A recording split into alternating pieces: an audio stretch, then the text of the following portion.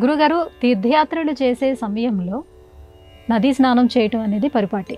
అయితే ఆ సమయంలో సంకల్పం అనేది ఖచ్చితంగా చేయాలా? నిత్యము స్నానం చేసే సమయంలో సంకల్పం చెప్పాలి.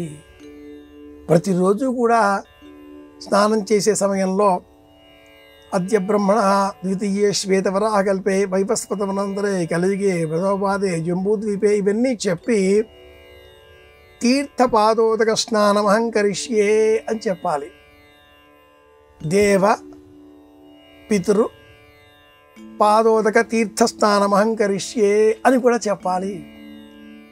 అయితే నిత్యము ఈ సంకల్పాలు, పూర్వ ఆచారాలు, పద్ధతులు, సంప్రదాయాలు ఇవన్నీ చేసేటటువంటి తీరిక, ఓపిక నేటి సమాజంలో లేవు. హడావిడి జీవితం, పరిగెత్తే జీవితం.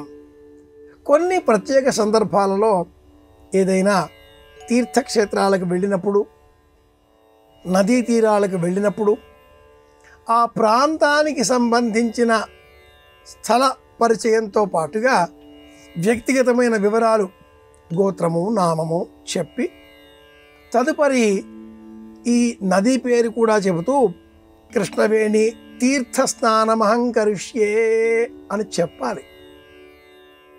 ఆ తదుపరి రెండు చేతులు జోడించి ఆ నదీమ తల్లికి నమస్కారాలు అంజలిపూర్వకంగా అర్పిస్తూ ముడి వేసుకున్నట్లయితే జుత్తు ముడి విప్పి స్నానం చేయాలి. మహిళలైనా పురుషులైనా ముడి వేసుకొని స్నానం చేయకూడదు. అలాగే సచేల స్నానం, ధరించిన వస్త్రాలతో స్నానం చేయకూడదు.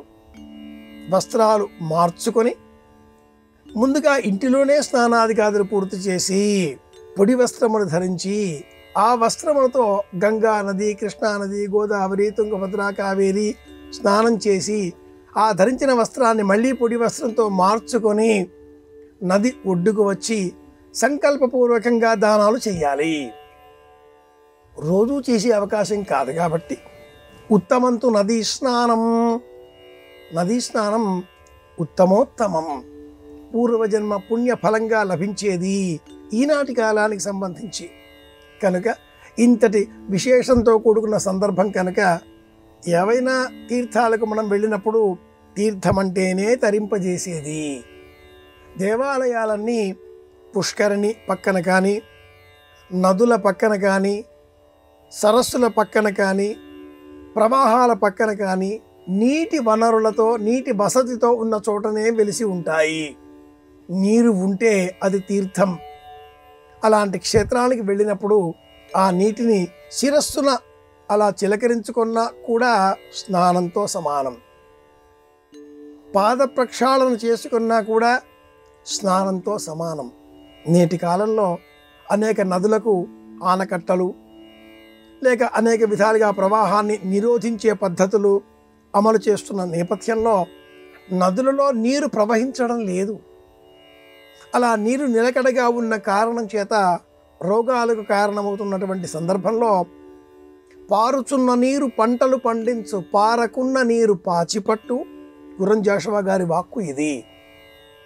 అలాంటి సందర్భం కనుక ప్రవహించేటటువంటి నీరు ఉంటే సంకల్పపూర్వకంగా స్నానం చేద్దాం.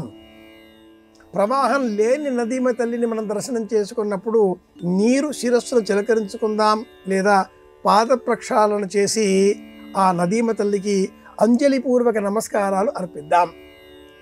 నదిల వద్ద స్నానం చేసే సమయంలో మట్టుకు తప్పనిసరిగా సంకల్పం చెప్పాలి. ఇది సమాధానం.